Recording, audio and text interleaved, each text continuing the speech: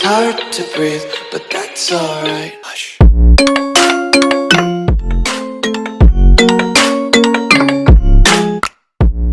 Hello everyone, last lecture में tally के हमने अकाउंटिंग वाउचर्स में क्या क्या वाउचर्स होते हैं और उनका क्या यूज़ होता है वो समझा था। अब हम कैपिटल की एंट्री भी देख चुके थे कि कैपिटल की एंट्री कैसे होती है। नेक्स्ट एंट्री आती है आपकी परचेस या सेल्स की। परचेस के लिए आपको जब भी आपको माल खरीदना होता है अपने प्रोफेशनल यूज़ के लिए तब आप परचेस में एंट्री करते हैं। उसके लिए आप या तो आप F9 प्रेस करते हैं या फिर यहाँ पर परचेस पर क्लिक कर देते हैं। आपके लिए सबसे पहले यहाँ पर जो मोड खुलता है वो होता है इनवॉइस मोड।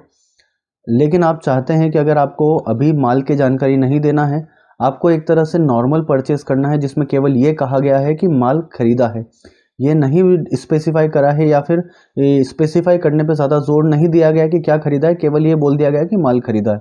तो आप इस कह सकते हैं इंटरफेस को बदल कर आप एक एज वाउचर इंटरफेस भी लेकर आ सकते हैं।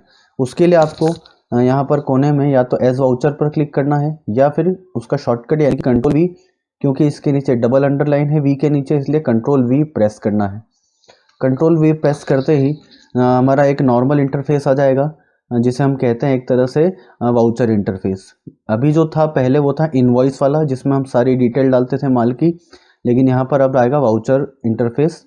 इसमें आप डालेंगे, सबसे पहले आता है आपका CR reference supply invoice number, और ये सब जो रहेगा तो ये आपका रिसिप्ट नंबर एक तरह से हो जाएगा कि आप किसको कितना भेज रहे हैं, तो उस हिसाब से एक रिसिप्ट चलेगी कंटिन्यू, तो यहाँ पर वो नंबर आएंगे। नेक्स्ट आता है यहाँ पर CR यानी कि क्रेडिट, उसके आगे क्या रखाएगा। तो यहाँ पर सबसे अच्छी एक चीज़ होती है टैली की कि यदि आपको टैली में समझना है कि कोई चीज़ कैसे आ रही है या फिर कैसे जा रही है, तो 99% केसेस में CR के आगे वो चीज़ रखाती है जो हमारा नुकसान कर रही है या फिर जो चीज़ कम हो रही है। जैसे अगर आप परचेस कर रहे हैं तो आपके पास से पैसा जाएगा, इतना आपको ध्यान रखना है कि जाने में CR और आने में DR का यूज़ होता है, बेसिक सा।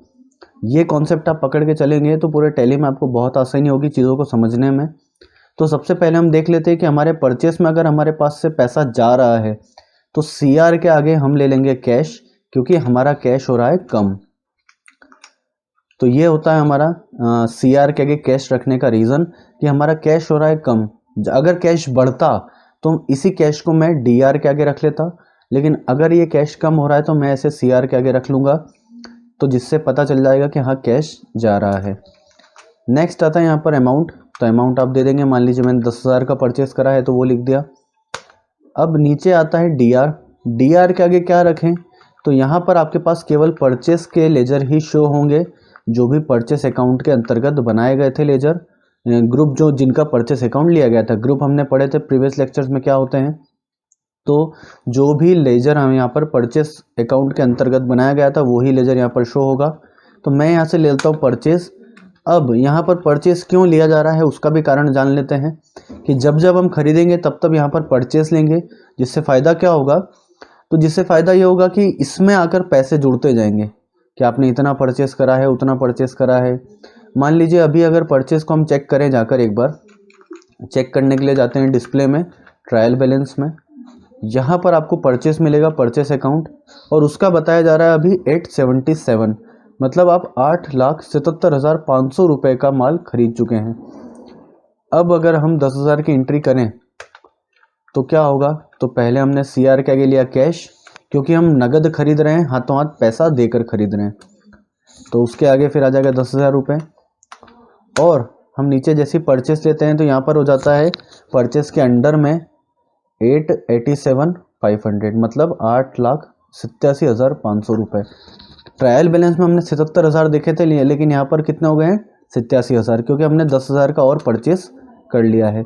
आप जब भी परचेस करेंगे तब तब ये लेजर लगाना आवश्यक है, ताकि इसमें सभी प्रकार का पैसा जो है खरीदने वाला जुड़ता जाए, तो आपको एंड में जाके जानकारी हो जाए कि आपने कितना परचेस करा था। ये लेजर इसलिए आवश्यक है, ये हिसाब रखता है कि आपने कितना परचेस करा है, जिससे आपको बाद में पता चल सकता है। तो यहाँ से भी ले लेते परचेस। यहाँ पर इन्वेंटरी की इन्फॉर्मेशन मांग रहा है, अगर आप देना चाहें तो दे सकते हैं, इसे हम आगे वाले लेक्चर में और पढ़ेंगे कि इसको कैसे देते हैं, क्या देते हैं।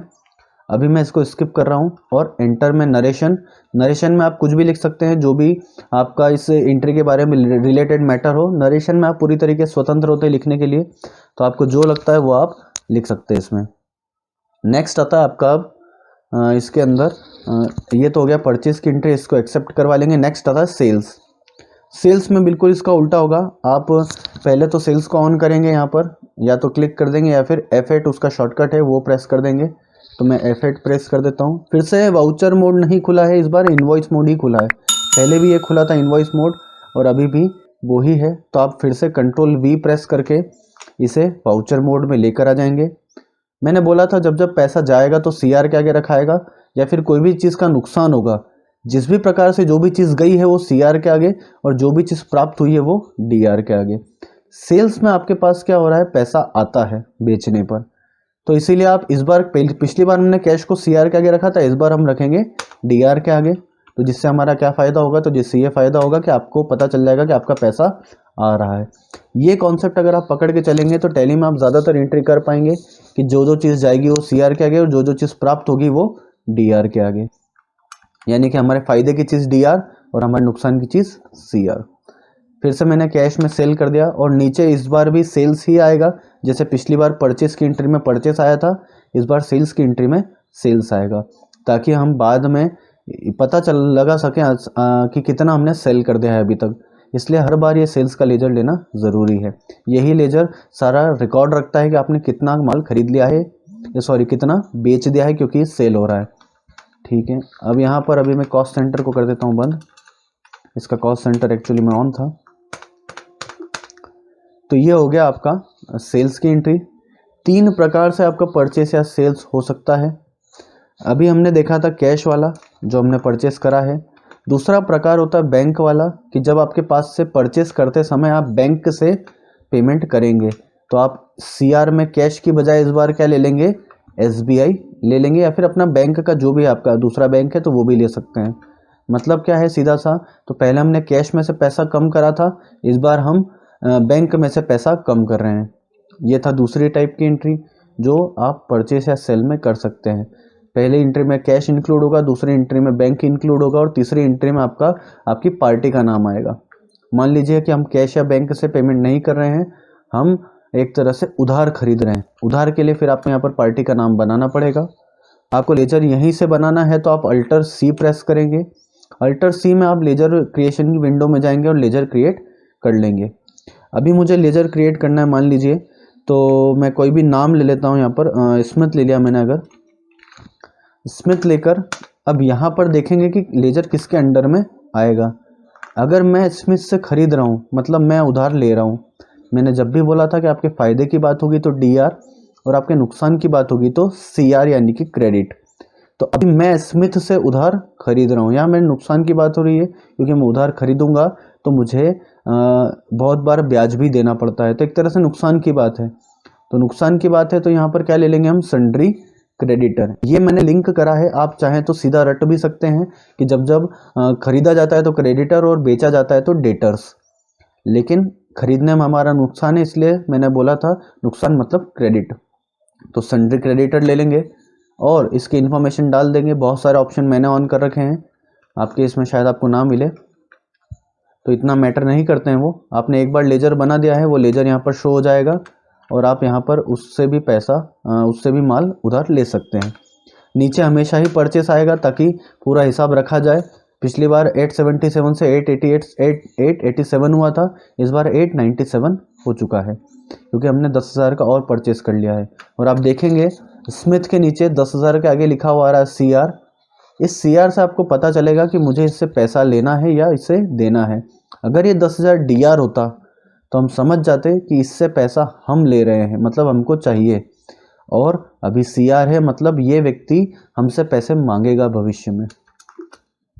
अब सेल की कर लेते हैं एक बार। सेल के लिए भी एक और लेजर बना देते हैं। अल्टर C नॉर्मल रहेगा, इसमें मैं बना देता हूँ मान लीजिए विवेक, और इसको ले लेंगे इस बार सन्ड्री डेटर में, क्योंकि इसे मैं बेचूंगा तो इससे ब्याज मैं भी ले सकता हूँ।